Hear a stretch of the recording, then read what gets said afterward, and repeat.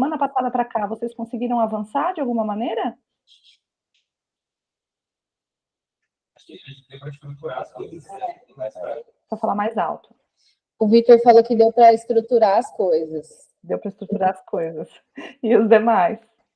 Os temas ainda vão ser distribuídos, né? Então. Ainda não tem pergunta de pesquisa, não tá. Entendi. Tá bom. Não tem problema. Eu achei que vocês já tivessem com isso definido. Pergunta de pesquisa, supervisores, orientadores, sei lá eu. E vamos continuar, então, da semana passada. Hoje a nossa conversa não vai ser tão demorada. A minha ideia é mostrar um pouquinho para vocês algumas coisas que não deu tempo na semana passada, né? E aí depois, mais para frente, se vocês tiverem dúvidas ou dificuldades daqui a algumas semanas ou meses, Enio e Júlia, a gente marca um outro encontro para esclarecimento de dúvida, eventualmente pode ser até presencial, porque é melhor. Fazer essas coisas online fica mais difícil. Só não me bota às 7 horas da manhã, pelo amor de Deus, senão eu não chego aí. Bom, a primeira coisa que eu queria mostrar para vocês é um estudo de revisão de escopo, que eu já tinha começado a mostrar na semana passada, que é um estudo, eu vou compartilhar minha tela, que é um estudo, abri várias coisas aqui na minha tela para mostrar para vocês hoje. Vamos ver se eu acho tudo isso. É um estudo que a gente publicou no JAMDA no ano passado. Vocês visualizam?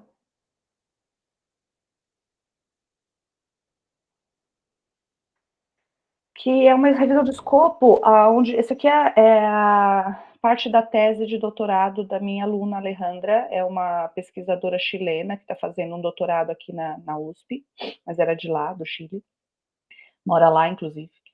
E o trabalho dela é fazer uma análise de estrutura interna da escala Frail. E antes disso, a gente fez uma revisão de escopo para verificar na literatura o que já foi falado sobre esse instrumento, quais são as suas propriedades métricas, porque muitas das vezes a gente entende que uma escala é boa porque foi publicada numa revista boa e a gente acha que o tema é legal e a gente sai usando, e os autores escreveram lá no resumo que a escala está validada, né, e sai usando.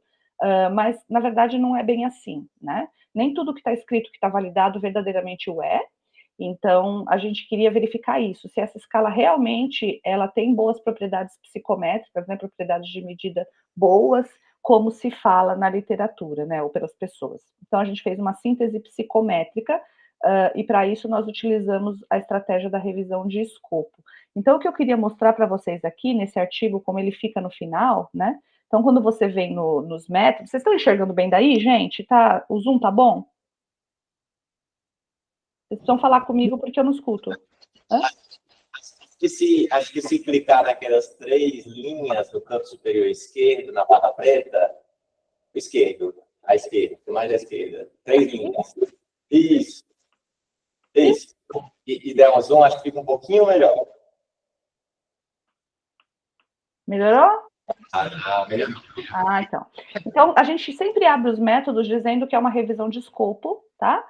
E no caso aqui, a gente já colocou o propósito dessa revisão, que é analisar as evidências de validade e de adaptação transcultural dessa escala.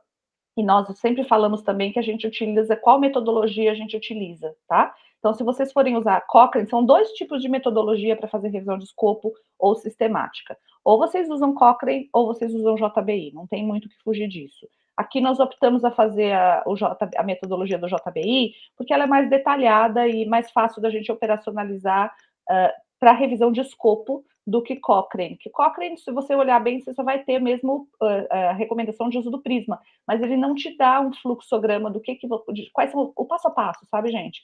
De como operacionalizar uma revisão de escopo. Por isso a gente acabou utilizando o JBI. E nós registramos na plataforma OSF, que é a plataforma que eu estou recomendando para vocês utilizarem, porque a Prospero não registra revisão de escopo, só revisão sistemática, tá? Com ou sem meta-análise. E na hora que você registra no OSF, ele já te gera um DOI. E por que isso é importante? Isso é importante de 2 maneiras. Primeiro, porque você vai ter um registro de que você está fazendo isso. Se alguém mais quiser fazer uma revisão de escopo como a sua, não vai poder, porque você registrou primeiro, então tem que esperar terminar a sua para ver no que vai avançar, ou então fazer alguma coisa diferente, né? Então, por isso a gente registra, tá? Para a gente fazer xixi no poste, basicamente é isso. A outra coisa é que muitas das vezes você vai submeter isso para uma revista para publicar, seja o protocolo, seja a revisão já concluída, e eles vão te pedir o DOI, tá? Então, na GGA, vocês lembram, né, que eu estou como editora científica da GGA, se vocês forem submeter para lá, a gente recomenda, a partir de agora, que, mais recentemente, que a gente tem feito essas atualizações, que vocês forneçam esse DOI da plataforma OSF. Não paga, não é difícil de fazer, entra lá, coloca o seu protocolo de revisão, você vai receber um protocolo por e-mail com o DOI, e aí coloca lá no artigo, tá bom? E a data. E outra coisa importante que vocês têm que dizer é quando que foi feita a busca. Por isso que quando vocês vão na base de dados, vocês têm que anotar a estratégia de busca que foi utilizada para operacionalizar a revisão e a data em que ela foi gerada. Ou seja, no dia 20 de fevereiro de 2023, a gente encontrou 2.000 artigos. Por quê? Porque, às vezes, do tempo de você fazer a busca até o tempo de você concluir o estudo e enviar para publicação, saíram novos estudos. E isso faz com que a sua revisão esteja desatualizada. Renata, qual é o prazo que a gente tem para encaminhar isso aí para publicação? Agora é a parte chata, tanto para a revisão de escopo quanto para a revisão sistemática, os revisores de periódicos científicos costumam dar aí um prazo de 6 meses. Então, se você fez a sua revisão e não enviou para publicação em 6 meses, você vai ter que atualizá-la, tá? Ainda semana passada eu recusei um artigo que chegou para a gente, que tinha feito a revisão 2 anos antes e não tinha atualizado desde então. E aí, quando eu peguei a estratégia deles e coloquei no PubMed, eu verifiquei que tinha um monte de artigo que tinha saído depois daquilo, né? Então, a revisão está desatualizada e a gente não vai publicar nada que esteja desatualizado. Então, isso é importante, tá bom? E aí você vai falar que você fez uma busca compreensiva nas bases de dados que vocês utilizaram. Lembra, a Prospero é uma base que registra revisão, o SF também. E eu vou olhar essas duas bases para verificar se o que eu quero fazer já não foi feito e já não está registrado, tá? E aí eu utilizo quantas bases eu desejar. Quando eu falo de revisão de escopo, quanto mais bases tiver, melhor. E também é importante que vocês pensem na possibilidade, se for viável, de incluir estudos de literatura cinzenta, buscar bases de literatura cinzenta. Então, por exemplo, o Google Scholar é uma base de literatura cinzenta, mas nem sempre ele é operacionalizável. Então, a gente estava conversando, eu e o Marcel, vocês devem conhecer bem, eu estou fazendo a supervisão do trabalho que ele está orientando, que é o trabalho da Geórgia. E o que aconteceu? A gente foi para o Google Scholar e aí a gente verificou que tinha 56.000 registros. Não dá para a gente operacionalizar uma revisão com 56.000 registros, né? Então, quando isso acontece, a gente tem que tentar as melhores estratégias para refinar mais a busca, porque significa que ela está muito ampla, né? Lembra que eu falei para vocês de balançar a sensibilidade com especificidade? Então, a gente está com a busca muito ampla, então eu preciso prospectar isso um pouco melhor. Ou então, se prospectei, utilizei todas as estratégias para tentar refinar e não refina, então significa que essa base ela é inviável, então a gente acaba não incluindo e acaba incluindo outras, tá? Então, falem sobre a estratégia de busca, quando que vocês fizeram, quais foram as bases, os portais, os periódicos que vocês colocaram, bancos de teses. De novo, quando você vai fazer revisão de escopo, colocar literatura cinzenta é importante, tá bom? Nem sempre tudo foi publicado em artigo científico. E se você está querendo fazer revisão de escopo, significa que você está querendo fazer uma revisão ampla, que abarque várias literaturas, não apenas aquelas que foram publicadas nos jornais que estão vinculados às melhores bases, certo? Sobretudo quando você quer evitar deixar de fora artigos ou estudos que tenham viés de publicação. Aí você apresenta a sua pergunta de pesquisa. Lembra que eu falei para vocês do mnemônico PCC? Já vou te passar a palavra, Enio.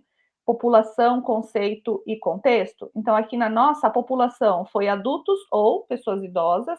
Esse foi o termo que a revista acabou pedindo para a gente pôr.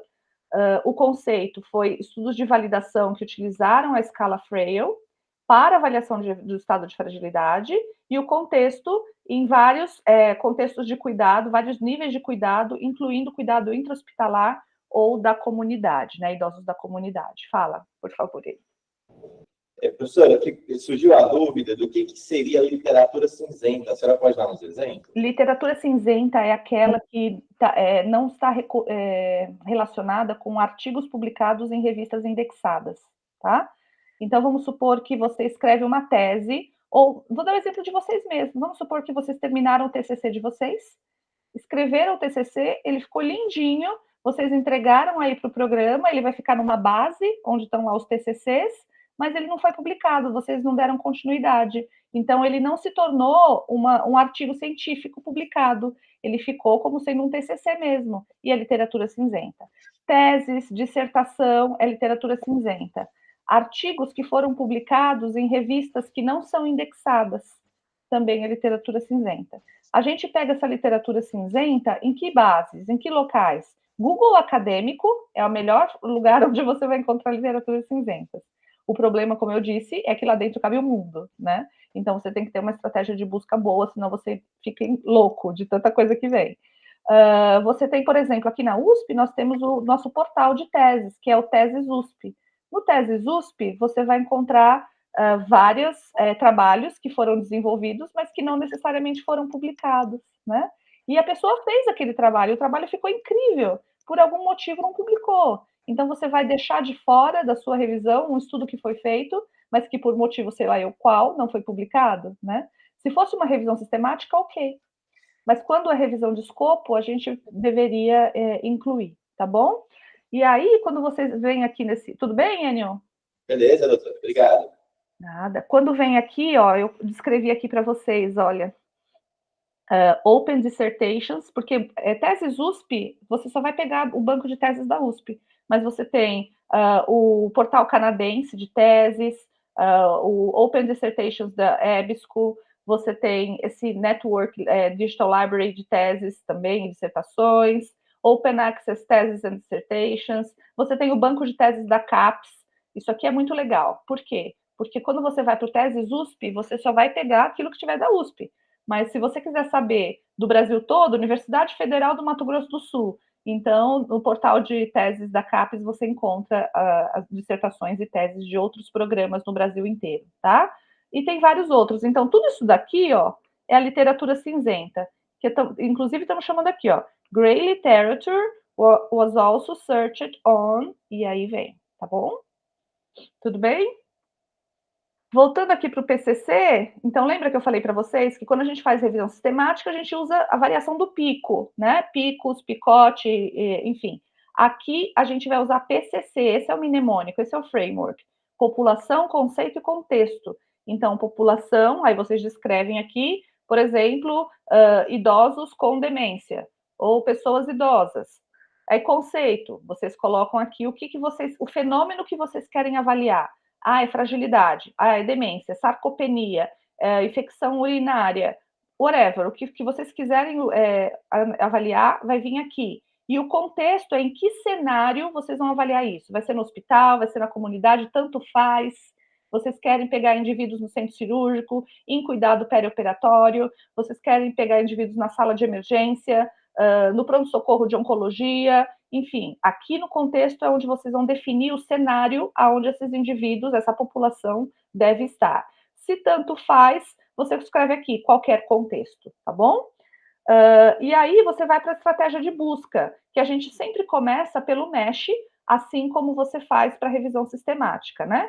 Então, a gente utiliza os termos MESH, que são descritores. Se você vai para a BVS, você vai ter outra base de dados de descritores, mas no PubMed é MESH. E aí você vai achar quais são os descritores que você vai utilizar. Que no nosso caso foi Frail, escala de fragilidade, ou questionário de fragilidade, ou questionário de avaliação de fragilidade, ou então adultos ou idosos, e aí você vai colocando sinônimos, né, para compor a sua busca. Então, quando eu venho aqui no PubMed, vocês viram eu trocar de tela? Sim. Sim.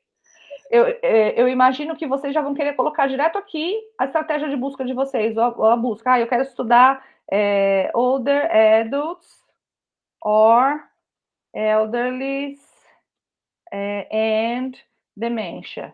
Aí vocês vêm aqui, ó, e vocês vão perceber que cabe o mundo, né? 149 mil resultados. Isso aqui é inoperacionalizável, tá bom? Não é assim que a gente faz.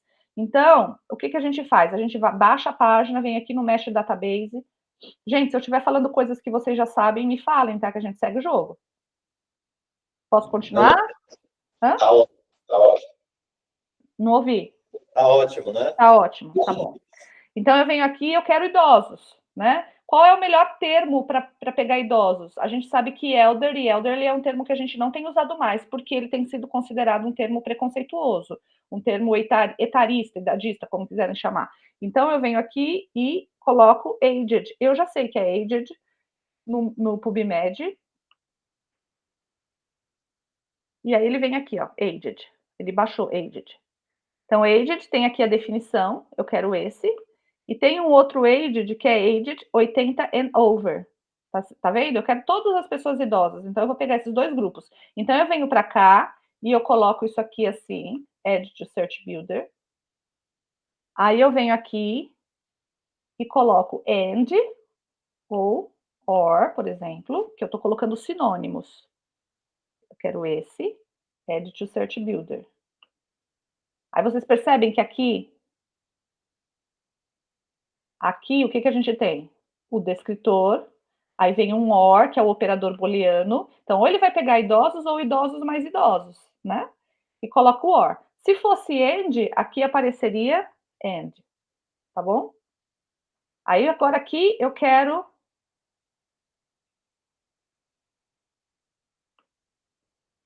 demência. Vamos ver se tem? Tem. Ah, mas eu não quero qualquer demência. Eu quero vascular. Põe aqui. And Add to Search Builder. Ok? Aí eu quero outro fator.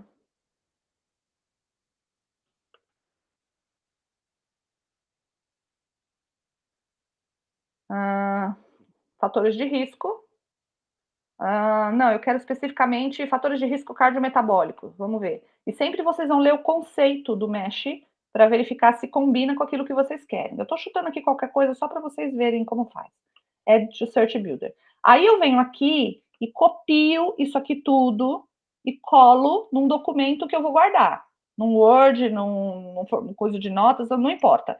Copia essa estratégia e guarda num outro lugar. E aí vocês vão escrever a data que vocês operacionalizaram essa estratégia. Copiei, já está lá no outro lugar, eu venho aqui, ó, Search PubMed. E ele verificou que existe apenas um artigo que pega essa minha busca. Significa o quê, pessoal? Que está muito específico. Eu não vou operacionalizar uma revisão de escopo com um artigo só. Não existe um número mágico, não existe um número cabalístico de quantos artigos efetivamente deveria ter dentro do teu estudo de revisão, tá bom? Mas o que a gente observa é que pelo menos uns 5, 6 artigos é de bom tom. A partir de 3 você já consegue fazer, tá certo? Mas por uma revisão de escopo, 3 artigos, 6 artigos pode não ser tão legal assim, porque a revisão é de escopo, certo? Então, mas veja, aqui eu peguei uma base só. Eu deveria replicar essa busca para outras bases todas. Agora, se vocês vierem aqui no nosso artigo, vocês vão verificar que no material suplementar, a gente apresentou essa tabela, que eu vou fazer um zoom out aqui para vocês visualizarem, aonde para cada base, ó, PubMed, Scopus, Web of Science, Sinahall, Cochrane, Embase, PsycInfo, portal regional da BVS, e todas as... Aqui, a literatura cinzenta, aqui, ó, catálogo de dissertações e por aí vai. Em todas elas, eu tenho a estratégia de busca correspondente, que vocês podem observar que é diferente de base para base. E então, é por isso que é importante vocês pensarem que eu tenho que selecionar muito bem os meus descritores. Os descritores, eles são os mesmos ou seus sinônimos, independente da base. Agora, a estratégia de busca para operacionalizar aqueles descritores, ela vai ser específica para cada base. E a gente tem que apresentar isso, seja em revisão de escopo, ou seja em revisão sistemática, na material suplementar, porque muitas vezes não cabe isso dentro do artigo. Então, a gente coloca como material suplementar, como se fosse anexos, tá certo? Então, aqui vocês visualizaram que tá tudo aqui, ó, tá bom? As estratégias de busca de todas as bases. E aí, voltando para cá,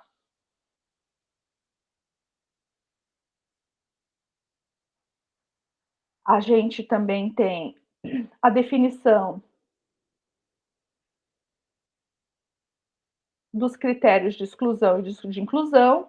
A gente sempre pensa que um artigo é como se fosse uma pessoa que eu incluo no meu estudo original, tá certo? Então, eu também tenho que ter critérios de elegibilidade para saber o que eu vou colocar para dentro, o que eu não vou colocar para dentro. Então, descrevam os critérios de inclusão, descrevam como vai ser esse processo de apreciação, de seleção do artigo, tá? Então, aqui, por exemplo, a gente utilizou o Ryan, que eu mostrei para vocês na semana passada, que é aquele software gratuito online que você consegue gerenciar a revisão por lá.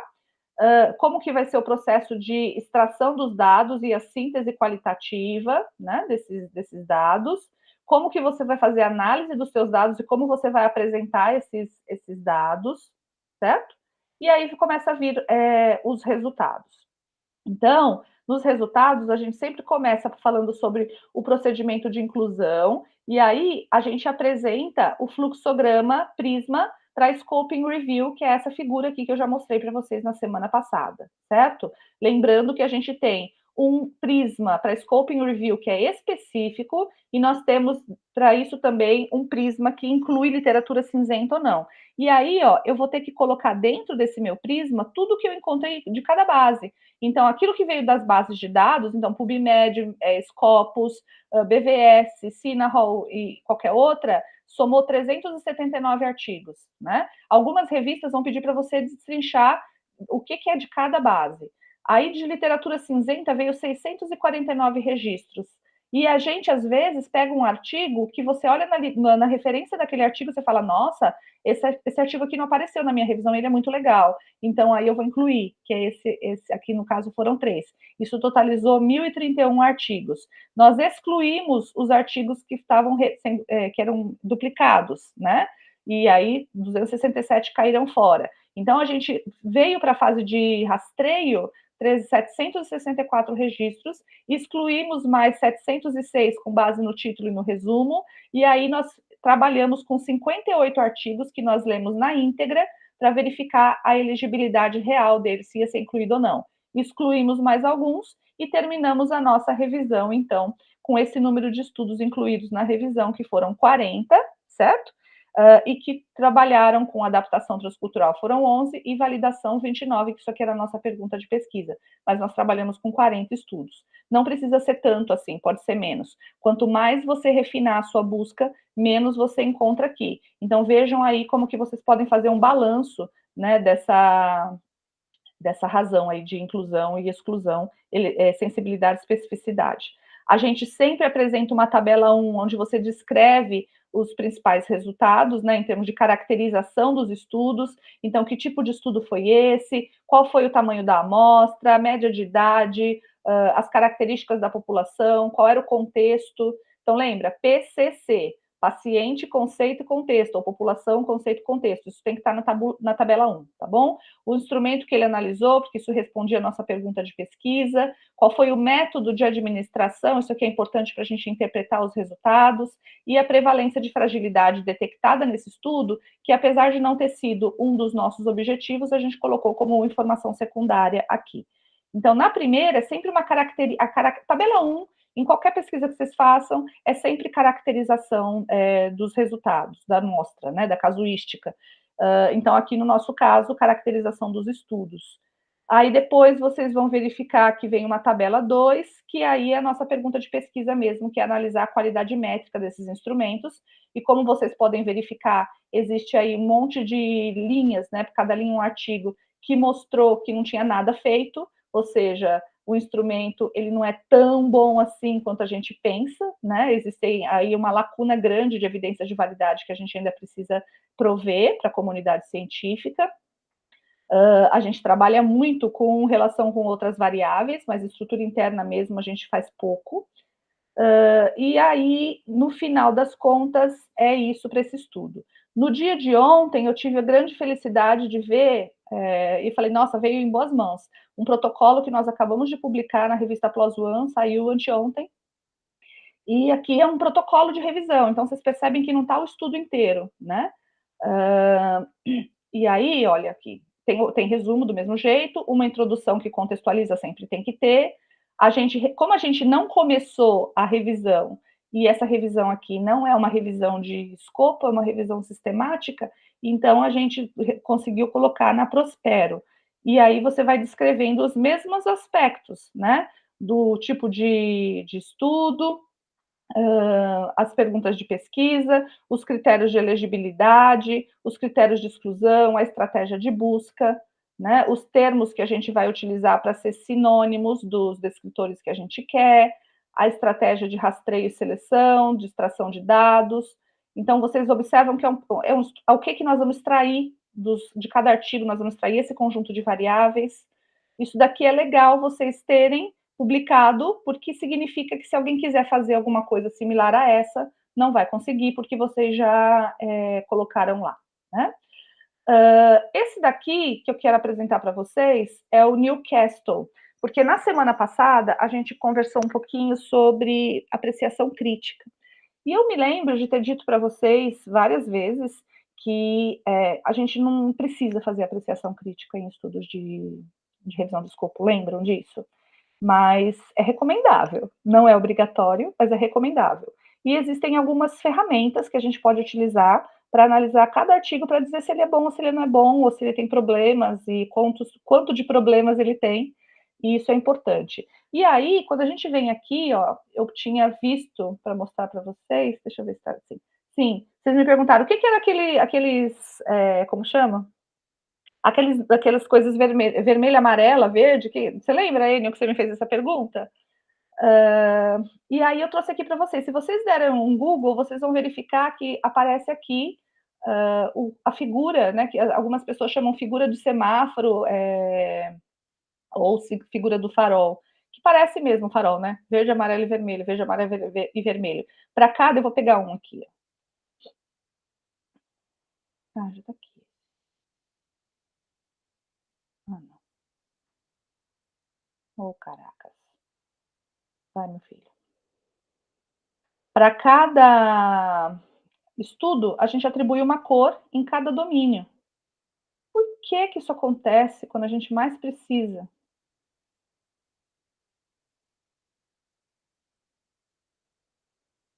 Por quê? Aqui, confirmei que eu sou um humano. Vamos lá. Acho que agora vai. Aqui, ó, vocês visualizam bem? Então, aqui é análise de risk of bias, né? Risco de viés. São 5 domínios e depois você faz um overall, né? Ou como se fosse uma conclusão. E aí, para cada estudo vai na linha, então aqui estão os estudos, cada estudo vai na linha. Verde é quando você tem baixo risco de viés naquele domínio. Amarelo é quando você tem algumas preocupações, né? Tem aí alguns concerns. E aqui, no vermelho, é quando tem alto risco de viés. Então, a cor, ela representa o seu julgamento, tá bom? Positivo, beleza. Quando o sinal é negativo, significa bom, tem aí alguma questão. E quando é vermelho, significa que é algo grave, tá? Então, quais são os domínios que a gente utiliza nessa ferramenta de risco de viés, que é o HOB2? O HOB2 é quando vocês querem fazer análise, apreciação crítica de estudos de ensaios clínicos randomizados, tá? Então, são 5 domínios, e nesses domínios aqui, como vocês conseguem visualizar, então, domínio 1, ele vai ser viés relacionado com procedimento de randomização. Então, algum problema de randomização, algum problema de desvio em relação à intervenção que era pretendida, ou seja, algum problema na implementação da intervenção que você está estudando ali no seu ensaio clínico, seja essa intervenção farmacológica, né, para teste de drogas, por exemplo, ou intervenção não farmacológica. Problemas relacionados com missings, né, nos desfechos, na variável resposta sua, no seu desfecho, problemas na mensuração desse desfecho e problemas na hora de selecionar os resultados que serão reportados. Então, você sempre faz a apreciação de domínio por domínio e, na sequência, você coloca lá o seu overall, né? Qual é a sua conclusão. Quando a gente fala de revisão de escopo, como eu disse para vocês, não necessariamente você precisa fazer a revisão de escopo, então não necessariamente você vai precisar excluir artigos que tenham aí uma cor amarela. Por exemplo, tem verdes e tem amarelos. Eu excluo? Não necessariamente, só que você tem que reportar e na hora de você colocar nos seus resultados, na sua discussão, você tem que discutir isso. Isso é muito importante, tá? Vale em nome da transparência. Agora, o melhor dos mundos seria que você incluísse artigos que tivesse só verdinho em todos os domínios. Não necessariamente você vai conseguir fazer isso. Se você for deixar para dentro só os artigos que tiverem verdinhos em todos os domínios, então significa que você vai ter uma revisão com pouquíssimo estudo. Então, às vezes a gente tem que balancear e o quanto a gente vai acolher. Isso é arbitrário e essa decisão vocês vão tomar com o orientador e com o supervisor de vocês durante a realização do trabalho, tá bom?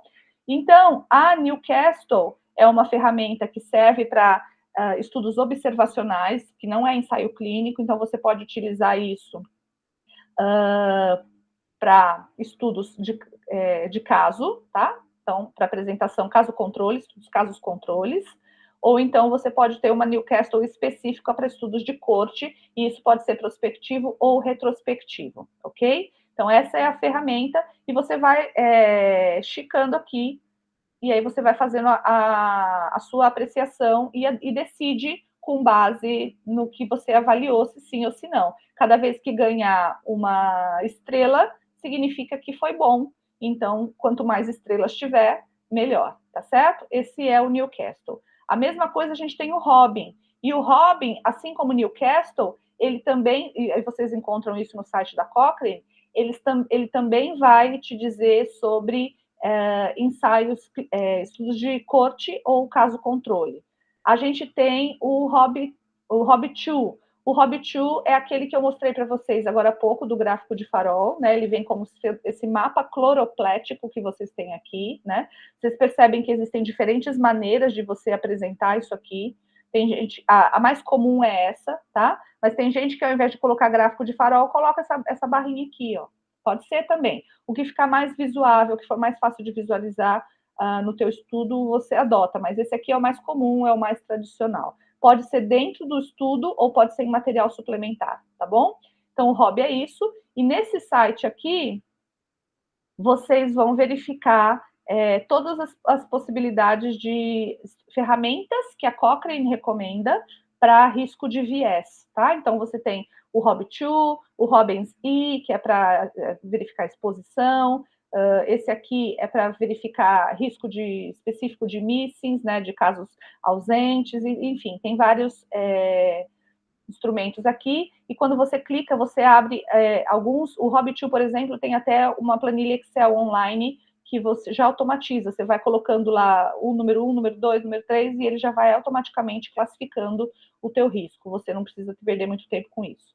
E por fim, a última coisa que eu queria falar com vocês hoje é sobre esse site aqui do JBI. Vocês entram no site do JBI, digita lá Critical Appraisal Tools, e aí vocês vão verificar que existe um tool para cada tipo de estudo, tá certo? Então, vamos supor que eu quero fazer uma apreciação crítica dos estudos que eu incluí na minha revisão, e eles são estudos transversais. Então, eu venho aqui, eu clico nesse checklist, ele vai fazer o download, fez, vem aqui, abre. Pelo menos deveria abrir. E aí vocês vão verificar, por isso que eu gosto do JBI para revisão de escopo, gente, porque ele tem muitas ferramentas muito bacanas. Então, vocês vão verificar que ele vai dizer para você para que significa cada uma dessas ferramentas, e aí você tem o formulário. O formulário, ó, como vocês podem ver aqui, ele é curtinho, ele tem 8 perguntas para ensaio, para estudos transversais. E é tudo sim ou não é claro, é quando você não consegue definir no artigo se sim ou se não, ou quando não é aplicável. São 8 questões. Então, por exemplo, o critério de inclusão da amostra foi claramente definido, né? Os estudos, os participantes do estudo, o cenário de coleta de dados, o local do estudo para a inclusão dos participantes foi claramente definido em detalhes, né? A variável de exposição, ela foi avaliada de uma maneira válida e confiável? E aí tem várias perguntas. E se você vier aqui, você vai ter, mas o meu estudo não incluiu só transversal, ele incluiu caso-controle. Então, tem aqui ferramenta para caso-controle, para estudos de caso, para estudos de corte, para estudos de acurácia diagnóstica, tem aqui o checklist também, avaliação econômica, estudos de prevalência, avaliação qualitativa, quase experimental, randomizado controlado, né, os ensaios clínicos, para qualidade de estudo de revisão sistemática, quando você vai fazer metassíntese, enfim, tem lá uma série de ferramentas que vocês podem utilizar. Então, Enio e Júlia e todo mundo, eu acho que para o dia de hoje era isso que eu tinha programado para falar para vocês, já são quase 10 para as 8, então eu fico agora para dúvidas. Obrigado, doutora Renata. Alguma dúvida, pessoal? Agora acho que é pôr mão na massa, né? As dúvidas surgirão quando vocês começarem a fazer isso, né? Então, se eu tivesse que dar uma receita de bolo para vocês, defina o objetivo e aí extraia a pergunta de pesquisa, que tem que estar muito alinhada com o objetivo. Número 2, faz o PCC, né? O framework, população, conceito, contexto. Busca a melhor estratégia de busca para cada uma das bases que vocês vão utilizar. Operacionaliza, usa o Prisma Scoping Review para isso. E aí vai seguindo. E decidam com o orientador se vocês vão fazer a apreciação crítica. Porque aí vocês precisam escolher qual dessas ferramentas que eu apresentei para vocês vão utilizar.